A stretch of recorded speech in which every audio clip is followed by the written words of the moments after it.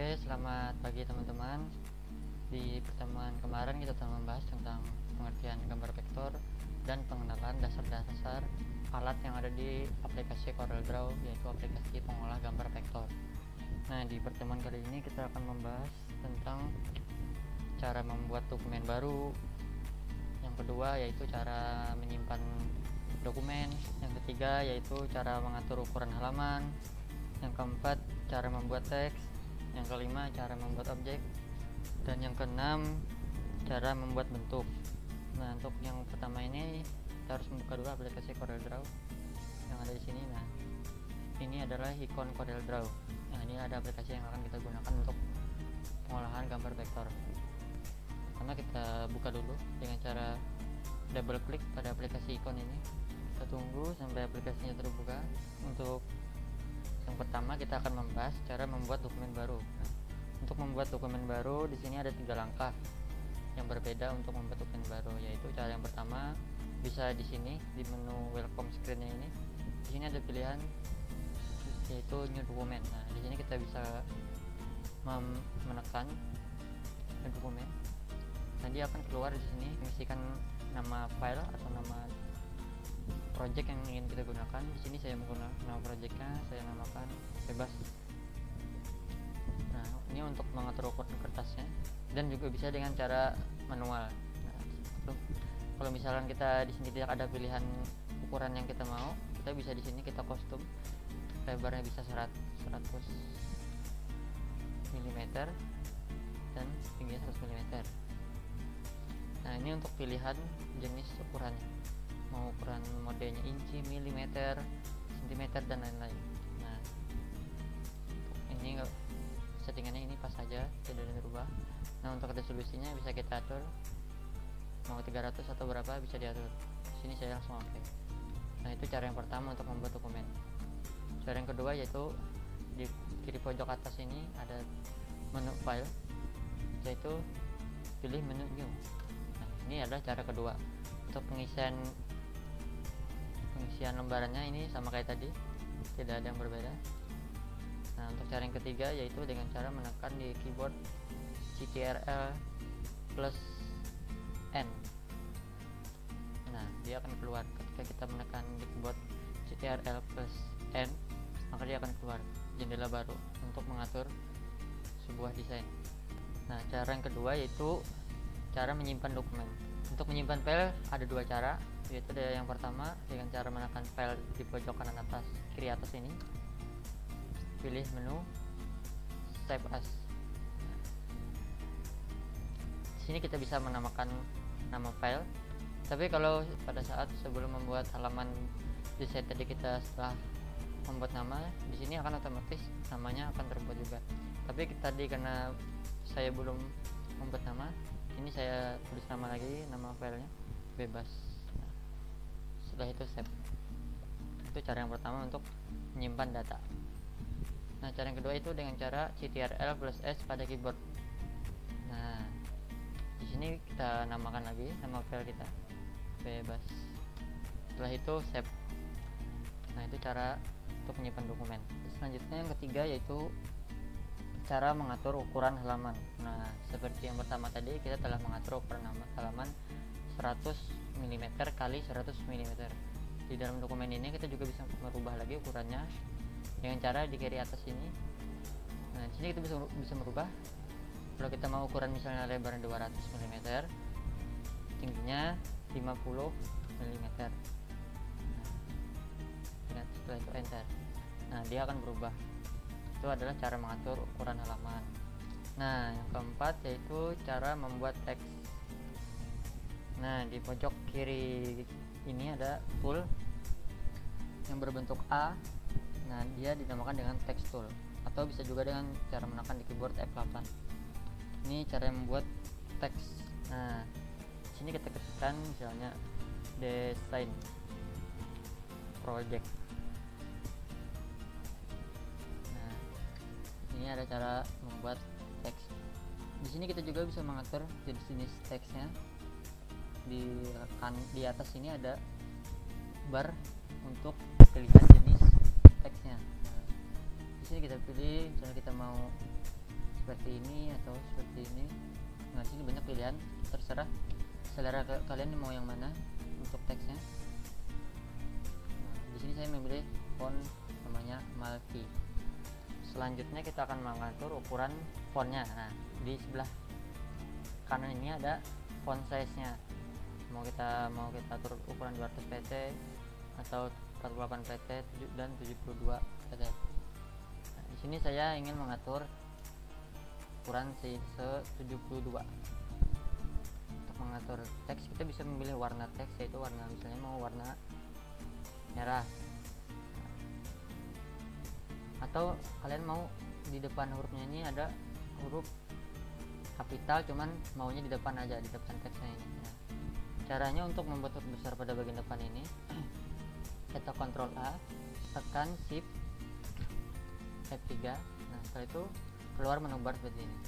Di sini ada pilihan mau huruf kecil semua, mau huruf besar di depannya aja, mau huruf besar semuanya, mau huruf besar di depan setiap teksnya aja, atau mau huruf kecil tapi di belakangnya huruf besar. Di sini ada 3 pilihan. Tapi di sini saya memilih huruf besar di depannya aja. Setelah kita memberi warna, saya ingin memberi lapisan pinggirnya ini ada warna lagi. Nah, caranya itu kita menekan tombol ini warna di bawah pojok kanan bawah ini. Di sini ada seperti gambar pen tool. Nah, ini kita klik 2 kali di pojok kanan bawah ini yang bertulisan on ini, klik 2 kali. Nah, setelah diklik 2 kali dia akan keluar menu bar seperti ini. Di sini kita atur dulu untuk ketebalan lapisan pinggirnya. Di sini saya menggunakan ukuran 10 mm.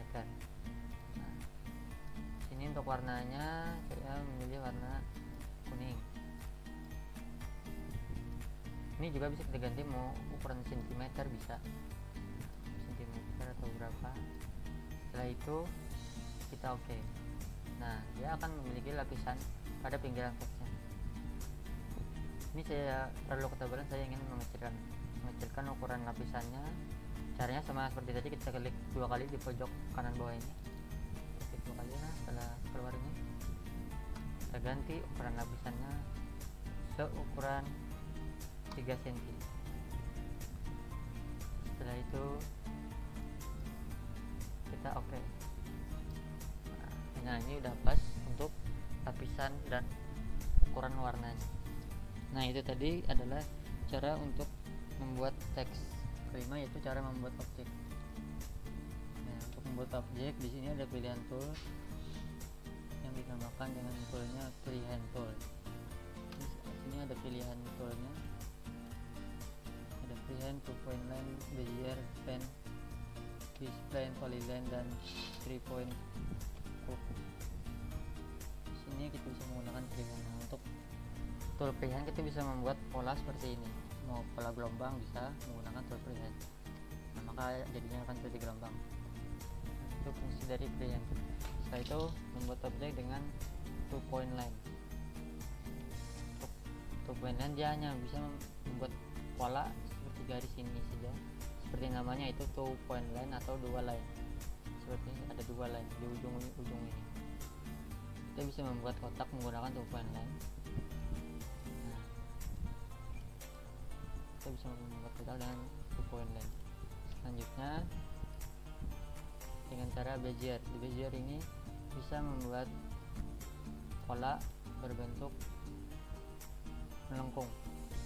Itu fungsi dari bezier. Nah, mau pola melengkung seperti apa itu bisa dengan menggunakan bezier. Selanjutnya itu membuat pola dengan pen. Nah, untuk pen ini hampir mirip dengan bezier, bisa membuat melengkung atau juga lurus. Tapi kelebihannya pen tool dibanding bezier, kalau bezier hanya bisa membuat lengkung, kalau pen tool bisa membuat lengkung dan lurus. Kita bisa membuat pola seperti ini dengan cara pen tool. Nah, setelah itu kita warnain juga. Itu fungsi dari pen tool. Nah, setelah itu kita membuat bentuk pada CorelDRAW. Untuk membuat bentuk pada CorelDRAW kita bisa menggunakan tool 3 ini pada toolbar di kiri ini. Jadi kita bisa membuat rectangle tool. Kalau rectangle tool dia berbentuk kotak, mau lonjong atau kotak persegi, itu adalah fungsi dari rectangle tool. Nah, di sini kita bisa membuat kotak, kita bisa beri warna pada kotak ini, mau warna kuning, kita beri garis tepinya warna hitam, setelah itu oke. Nah, ini kita bisa mengatur garis tepinya ini dengan cara, nah kita bisa mengatur garis tepinya ini agar tidak terlalu tebal, yaitu dengan cara klik dua kali di sini. Setelah itu ini kita centang behind file, berarti garis tepinya ini berada di belakang kotak ini. Nah, kita bisa atur ukuran ketebalannya, saya pilih 5 cm, setelah itu oke. Dia garisnya akan berada di belakang kotak kuning ini. Selanjutnya kita bisa membuat bulat atau nama toolnya ellipse tool. Kalau bulat seperti ini. Terus kita bisa juga dengan membuat lonjong, objek lonjong dengan ellipse tool. Nah, kita bisa warnakan bulatnya mau warna merah dan lonjongnya warna biru. Itu cara membuat objek pada CorelDRAW. Selanjutnya yaitu polygon. Nah, di polygon ini dia ada banyak pilihan tool dibandingkan dengan ellipse dan rectangle tool. Di polygon kita bisa membuat objek persegi 5. Kalau kita membuat objek mau persegi 8 atau 10 dan sebagainya, bisa kita atur di atas ini. Kita misalnya mau persegi 6. Nah, kalau untuk ini ukuran garis tepinya, untuk ketebalan garis lemnya, kita bisa pilih 0,5 cm. Kalau kita mau tipis lagi 0,2 cm. Nah, itu adalah cara membuat objek pada polygon. Atau kita bisa juga membuat bentuk bintang pada CorelDRAW, yaitu pilih star. Kita bisa membuat bentuk bintang. Kita juga bisa mengatur berapa jumlah sudut-sudutnya ini dengan cara di sini. Kita bisa misalnya mau ada 7 sudut. Setelah itu kita enter. Kita juga bisa mau mengatur sudut kedalamannya dengan cara di sini.